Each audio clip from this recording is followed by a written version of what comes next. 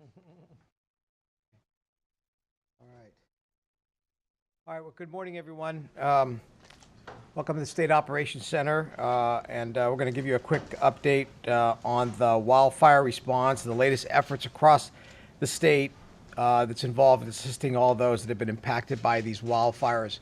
I'm Mark Gillarducci, Director of the Governor's Office of Emergency Services here in California, and we're going to hear from a number of other public safety leaders to give you an update specifically on what has been going on and what the plan is moving forward. After today's press conference, we will take your questions. Let me start off by saying again how concerned we are for the communities that have been impacted, express our sympathy for those who have had loss, and we know this is a very stressful time, and many people have lost their homes, and we are going to be working closely with the counties that have had this loss, and we're working with our federal partners as well in being able to step in and assist where we can. We know it's been a stressful situation, and we'll continue to think about all of you in every decision that we make. Here at the State Operations Center, we are running a 24/7 operation. This is multi-agencies. Everybody who has a responsibility in responding to these fires is represented here at every level of government. And this center will remain fully activated until we are mitigating the situation completely. So we're continuing to be all hands on deck. Currently, we have thousands of state, local, and federal firefighters on the line, over 13,000, and several hundred emergency management and law enforcement, as well as over 1,200 National Guard assets to support local authorities through this period of time. And you'll know more about that when we get specific briefings in a second. We've also reached out to our neighboring states and also out of country for additional assistance, which is arriving as we speak, and we're very appreciative of our partner states for being able to provide these resources to us. So at this point, let me do this. I'll turn it over to our partnering cooperating agencies. We've been working here as a one-team effort to ensure that the state is completely coordinated and all of the key resources are being met. So with that, I'm going to start off with the Director of the California Department of Forestry and Fire Protection, CAL FIRE, Chief Ken Pemlott. Thank you, Mark, and good morning. So since this fire siege began weeks ago in July, we've been tracking 16 major fires in the state. Since this began, over 320,000 acres have burned in this siege. Currently, we have over 32,000 residents that remain evacuated on various fires within the state. As Director Gillarducci indicated, we have 13,000 firefighters on the fire lines just in California. Now, this fire challenge is not just limited to California. The entire western United States, including south into Texas, is experiencing significant fire conditions. And there are over 27,000 firefighters on the fire lines throughout the western United States. So almost half of those are right here in California. We are, as was indicated, engaging in support from 17 other states from as far away as Maine and Florida. We have all the aviation assets that are available in the system are not only deployed throughout California, but all of these other states. And so we continue to coordinate every day, actually every hour throughout the day. It's a very dynamic process, moving aircraft and resources from fire to fire and sharing those critical resources, not only within California, but with our partners in other states who are also experiencing some very difficult conditions. We will continue to look what our needs are. Our goal here in particular is to ensure we're planning for the days ahead, not what's happening today, but what's going to be happening in the days to come, to ensure we have resources on the road so that we can meet the threat that's coming down the road. We're only at the beginning of August. We've been seeing extreme fire conditions early in the year. These kinds of conditions, you know, in past decades, we may have seen a fire like we're seeing now in August or September. We are routinely now seeing fires reach 100,000 acres several times in 1 month, and it's in July. So we have a long way to go in this fire season, and as we saw last year, fire season can go right up through December and into the early parts of the winter. So we're prepared in this for the long haul. CAL FIRE is bringing on additional seasonal firefighters. We're in the process of bringing them back as we speak. They will not only provide additional capacity on our fire engines, but will provide some opportunity to provide relief so that we can sustain this rhythm throughout the remainder of the fire season. We also look for initial attack. Our goal is to keep fires small, and in coordination with not only CAL FIRE, but all of our local government fire departments throughout California, our federal partners, the Forest Service, National Park Service, all the firefighting agencies, we are in a seamless movement and coordination of resources to ensure that folks get to where they need to get and keep these fires small. So with that, I'd like to turn it over to the California Highway Patrol Commissioner Warren Stanley. Thank you, Chief, and good morning. As far as the CHP's role in these fires, we are in 3 phases. We are assisting with traffic control, evacuations, and also patrol of areas that have been evacuated in order to keep looters out. Earlier in the fire, we had almost 200 personnel assigned statewide to the various fires. And particularly at the car fire, earlier this week, we had 138 personnel assigned to that fire. We've been able to draw that number down because some of the actions that have been taken in the fire, and so we've drawn them down. Now we have 58 personnel assigned to that fire. Specifically to the car fire, I just want to mention, and we've made sure this information out there, Interstate 5 through the Redding area is open. Although if you have to travel there, we ask that you travel through there, be even more cautious because we have law enforcement personnel and more importantly, our fire department personnel moving in and out of there with equipment to help mitigate this fire. And to the members of the public who have been impacted by this fire, we very much appreciate your support. We know it's been very difficult for you. There have been a number of people who have lost homes or had to be evacuated, and we're very mindful of that. And as the director and Chief Pimlott has said, we are doing everything that we can to mitigate these fires in order to get the people back into their communities. And with that, I'll turn it over to my counterpart from the National Guard, Major Baldwin. Thanks, Commissioner. I'm Major General Dave Baldwin with the California National Guard. As Director Ghilarducci mentioned, we have over 1,200 personnel from the California National Guard, assisted by soldiers and airmen from both the Nevada National Guard and the New Mexico National Guard, providing a broad range of military support to civil authorities to help deal with these fires. We're fighting the fires on the ground and in the air. We're providing manned and unmanned surveillance systems to assist CAL FIRE with fire mapping and to assist OES and FEMA with damage assessments. We are also providing support to law enforcement in the forms of military police and Air National Guard security police officers that are providing looting deterrence. They're also assisting with repopulation efforts. And I'll be followed by our Commander-in-Chief, Governor Brown.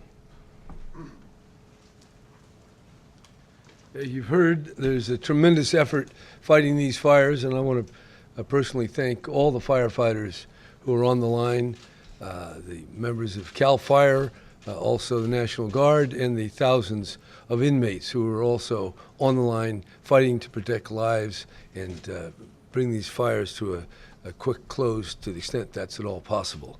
It is very serious. We've seen the lives that have been lost, and I express my sympathy for that, but assure people that whatever resources are needed, we're putting them there. We did allocate money in the budget for these kind of contingencies, and that money is there to do exactly what it's doing. So yes, this is serious. Fires are now a more part of our ordinary experience. The predictions that things would get drier and hotter are occurring, and that will continue. We're in quite a cycle. But the predictions that I see, that the more serious predictions of warming and fires to occur later in the century, 2040 or 2050, they're now occurring in real time. And you can expect, unfortunately, that to keep intensifying in California and throughout the Southwest. We're part of that process of the Mediterranean climate that is being impacted by the changing weather. So we'll be glad to take whatever questions on this and anything else. Governor Brown?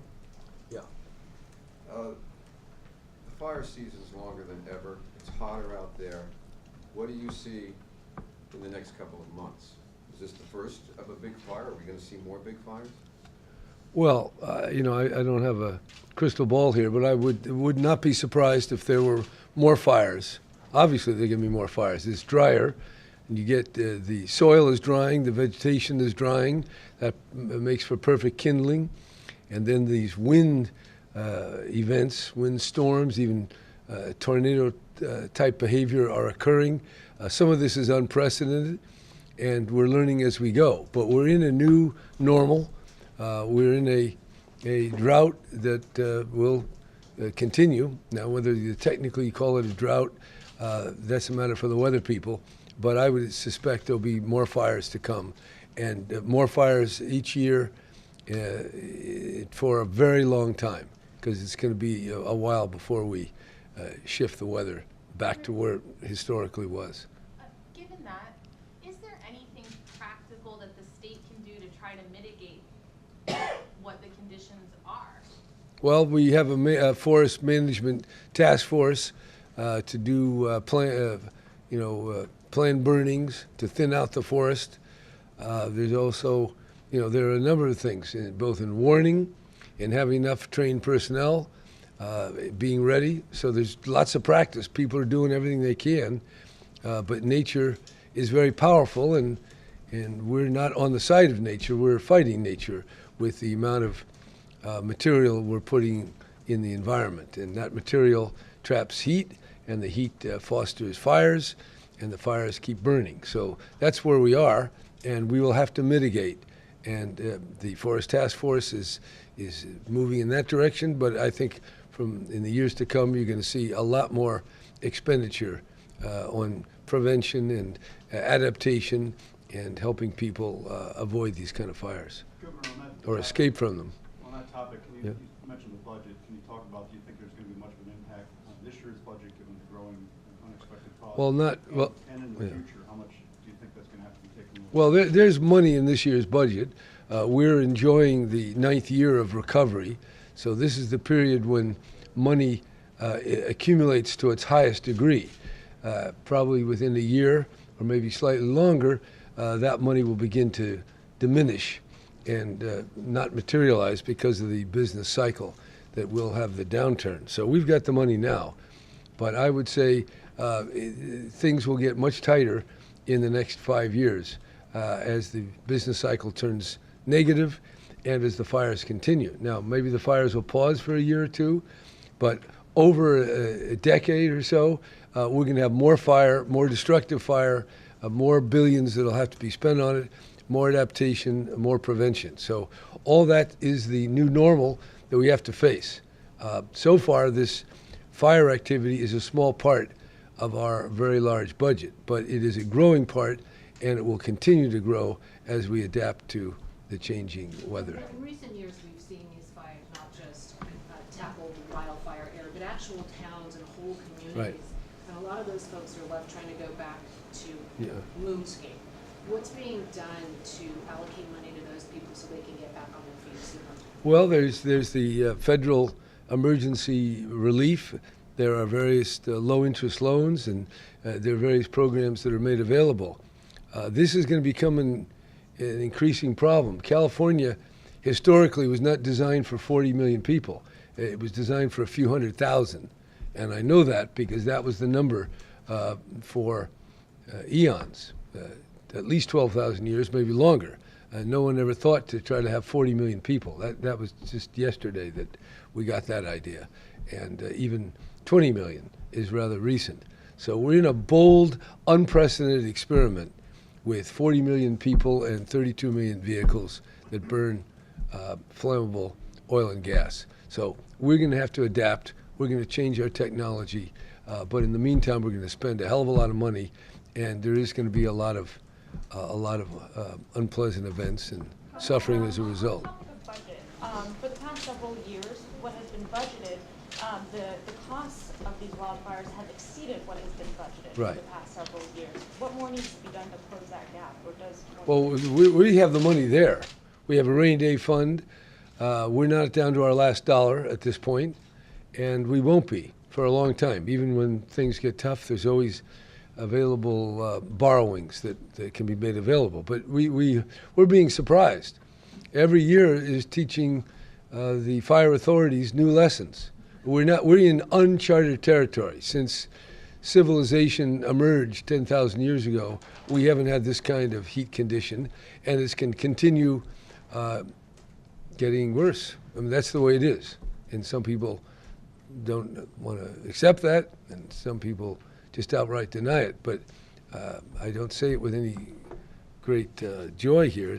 We're in for a really rough ride, and it's going to get expensive, it's going to get dangerous, and we have to apply all our creativity to making the best out of what is going to be an increasingly bad situation, not just for California, but for people all over America and all over the world. Governor, could you briefly talk about, when the legislature comes back next week, one of the things that's being talked about is wildfire prevention, Yeah. wildfire liability.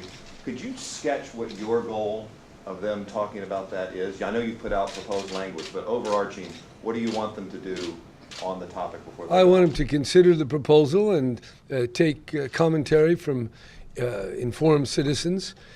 We have a whole change here, and the rules that are being followed were announced in one or two appellate opinions, but they don't represent the thoughtful and considered judgment of the California legislature. So that's what I've asked them to do. What is the proper rule of liability? How are we going to allocate these costs?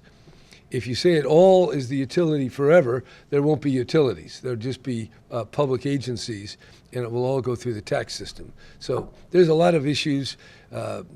People are on different sides, but my goal was to try to find a reasonable balance that would reward players, including utilities, for doing the right thing, but make them liable when they didn't take the steps that common sense and prudence would warrant. Quick follow, do you believe PG&E when they say they are near bankruptcy if they have to pay out what they already owe? That I can't tell. I've heard that from PG&E, and I've heard trial lawyers and insurance companies who stand to benefit say the opposite. So these are part of the legislative debate, but there is concern that we could lose our utilities, and if we do that, our whole program of trying to deal with renewable energy and mitigate climate change could be adversely affected. So these are all the issues that the legislature has to consider. And this is not, well, it is political, but it's more environmental and economic and finding the best way forward. And that's why I think the legislature should deal with it rather than a three-judge appellate panel who writes a decision based on common law principles from 100 years ago.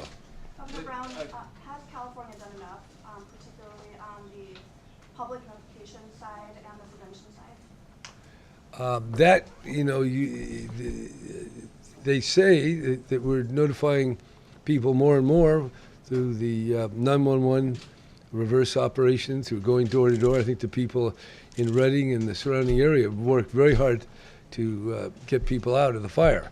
But we're not in a perfect world.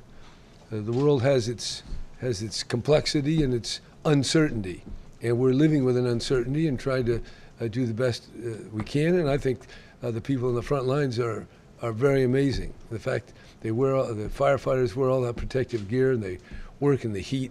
It's just amazing that they're able, what they do. So I'm very appreciative to that, and we'll continue to refine. We, meaning local and state and federal safety personnel, will continue improving as best they can. But no one expected a fire tornado, according to our fire chief here. No one ever knew about that. So we're getting new phenomenon, and that new phenomenon is we're in a new climate weather era, and so we have to learn. And yes, if we knew everything we're going to know in 5 years, we'd maybe have a different warning system. But we're learning as we go. Two questions. Yeah. One, PG&E's CEO, Mitch Williams, called the proposal that you offered insufficient. This question one, do you agree with that? And then secondly, CARB hasn't been taking into account greenhouse gas emissions from fire. Do you think it ought to? Oh yeah, for sure. They've taken into account. It is being taken into account. Mother Nature's taken into account. So car might as well record that fact with particularity. As far as the proposal, we drafted it in a way that there's possibilities for improvement. That's the legislative process. We put the ball in play, and now we expect thoughtful people to reflect on this. This is serious business, and how do you want to handle this? There's a lot of people who can tee off from their particular interest, but we want the legislature to represent all the people and sift through the various claims. And we'll be part of that. We'll help and give them the best thinking we can. Can we get an update on how the mutual aid system is working, how many requests have been filled, or whether or not enough requests are being filled, and is there still capacity on the local level for mutual aid assistance?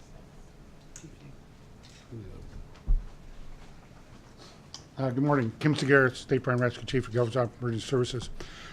We would like to have more resources out on the ground. We're getting resources from local government. During the heat wave, they've also had a swing in EMS calls, so we haven't got as much as we'd liked. I would tell you that we've gone out of state for additional resources. They've been coming into the state. They've been very timely in that side of the house. But I think the governor's clearly stated that in the new situation that we're dealing with, we could use more resources. And I think the one thing I would share with you is that at the local, state, and federal level, we've been very good at moving resources from one incident to another just in the nick of time. And so I think the cooperation and coordination that's taking place is unprecedented than in other previous years, and probably unprecedented than anywhere else in the nation or maybe the world. Do you feel that the local resources are, in terms of mutual aid, are tapped out, and is there still capacity for additional? There's still some capacity. Local government is also holding back some of those resources for their own calls, and because they're also worried about additional fires in their own area. How many firefighters are here in California from outside of the state? I couldn't give you an exact number. We'd have to get back to you, but there's probably a couple thousand just between federal and out-of-state state agencies and local government that have come into the state. Governor Brown, question. Governor Brown, Yes. you were governor in the 1970s, governor now. We understand climate change, we understand that, but in terms of fire, wildfires, and their impact on towns and communities, what is the biggest change you've seen between the time you were governor in the 70s and now? The biggest change is the fire season lasts so much longer, and the fires are so much bigger. That's it in a nutshell. I have a question about the Senate Bill 1. If that's repealed, what kind of impact would that have on fixes on roads and that sort of Senate Bill 1, you're talking about the road building program and Yes. transit investment? Yes. Well, there will be more deteriorated roads. There'll be more unsafe bridges, and then people will react, and then they'll maybe impose toll roads, or they'll do something. Things will get worse, but then after a certain period of time, then they'll probably have to get The better. reason I ask is I-5 had an issue this morning which took out several vehicles off the road and closed a lane for a while because of the Well, look, there's no doubt that we didn't repair our roads on a proper schedule. Anybody that could have would have repaired roads on a more regular basis. The work that was needed was well over $50 billion. So that's real. And that has to be done. And if people say, well, we don't need the money that we now have, they'd have to get the money from somewhere else. And the big items are the University of California, the prison system, the health system, and including firefighting. So there'll always be people who believe there's plenty of room for cutting out certain activities or doing them differently. But everybody has a different idea of what that might be. And so the current funding, the $5 billion investment every year is absolutely vital for road safety, bridge safety, and for having the kind of transit system that relieves even the congestion that we have. So if we go back and reduce local transit, local buses, local trains, and then we have our roads deteriorate further, yeah, the life will be more difficult, the quality of life will not improve, and therefore I think people want to look right through to see the investment that we have. Also, given the fact that a recession is coming, we want to have that investment so we can be providing this work, which we absolutely need at a time when hundreds of thousands of people will be losing their job. Governor, quick fire question. Who have you personally spoken to in the Trump administration? Cabinet secretaries, White House? Yeah, the Homeland Security person. Secretary Nielsen? Yeah, I've talked with her last week. And how do you feel that conversation has been going? It's always very pleasant when I talk with her. She's a very congenial interlocutor. Okay. Do you believe the tariff and trade war? And seems to be, I think she's very concerned. I mean, they are reaching out. Do you know, believe the tariff and trade war that seems to be going on Yeah. now is going to hasten the onset of a recession? Well, first we have the borrowing from the children to pay for the corporate tax breaks today. That is a stimulus. When you throw $1 trillion of money into people's hands, one way or the other, rich or poor, corporate or non-corporate, they're spending money because it's like everybody was told, go borrow on your credit card for the next couple of months. That would create economic activity. At some point, the tariffs and the natural cycle will kick in. And I know people always think, would we have a recession? I just have to tell you, when I took economics at St. Ignatius High School in 1954, the good priest, Father Perkins, or rather it was Father Clark, went to the blackboard and he drew a line up and he drew a line down. And he drew up and down. And he said that zigzag is the business cycle. Now economists are working very hard to smooth it out. That was 1955. That zigzag up and down is still with us. It's going to happen. And I would say no more than 2 years, if we're lucky. And then away it goes. The only question is how big, how deep. And with all this uncertainty about trade and all the other uncertainties that we're getting out of Washington, yeah, there could be financial consequences and dislocations. So yeah, it's a crapshoot right now, is the way I would say the big economy. Is there a message for cities and towns like Santa Rosa from last year who aren't expecting necessarily to have these dramatic impacts from fires? What do you tell them? Should everyone be ready? Should everyone have a plan? Everyone should be ready and everybody should have a plan. How do they go about that? What does that even look like? Well, I asked Mr. Pimlott just half an hour ago, did anybody anticipate this fire tornado? And his answer was no. So we're still learning. And it just depends upon how cautious you want to be. I'm personally building a home that's just about complete, not that far from the fire zone. So I asked myself, is this thing going to burn down? And that's certainly a very high possibility. So yeah, I'm going to be on the alert, and everybody else better be on the alert. And if you're building in these areas, many will burn down at some point. Governor, a lot of people are hearing you say that they're seeing the footage of entire neighborhoods burned down, and people are understandably very scared. What do you have to say to the people of California? Well, we have a lot of good firefighters. We have people from adjoining states. We have the National Guard. We have 3,000 inmates doing their best. So, but each one has to be very careful. I mean, nature is not just some toy for the capitalist system. It's a real underlying reality that we have to understand and respond to, rather than think that because we're a very rich part of the world that we get whatever we want. No, we don't get what we want, and there's a lot of uncertainty, and we have to kind of get used to that. Along that line, any plans to visit the fire scenes? Yeah, Fire victims? not any plans this morning, but we're definitely have considered it, and this is our first step. I don't like to go to places where they're in the middle of firefighting just to look at people. I find that it's not always the most inspiring way to go.